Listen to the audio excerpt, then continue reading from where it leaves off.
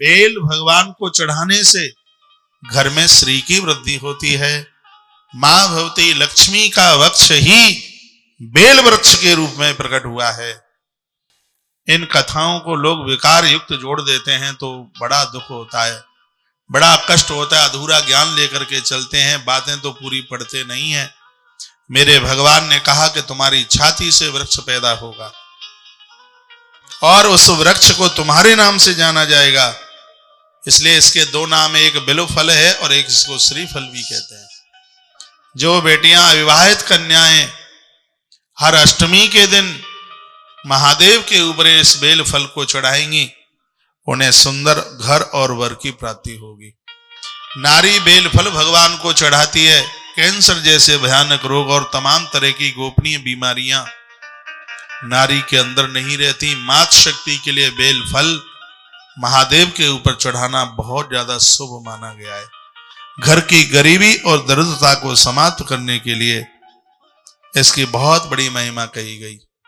भगवान महादेव कहते हैं कि बेल में 3 पत्तियां होंगी, जो बीच की पत्ती होगी वो साक्षात मेरा रूप होगी, और जो बाई पत्ती है वो नारायण के रूप में, और जो दाई पत्ती है वो साक्षात नारायण के रूप में होगी, और वेल का जो फल है वो साक्षात भगवती लक्ष्मी के रूप में होगा।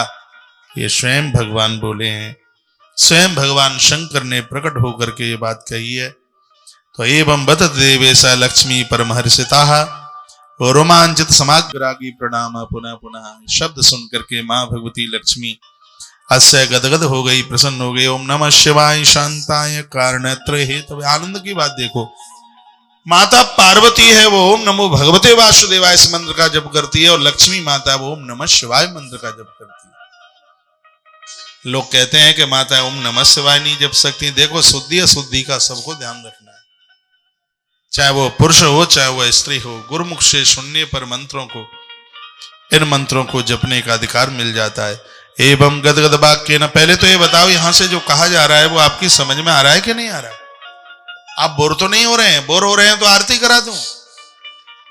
तो ध्यान रहे कि स्वयं भगवती लक्ष्मी का वक्ष बेल फल के रूप में, बेल वृक्ष के रूप में प्रकट हुआ है, और यह बेल भगवान शिव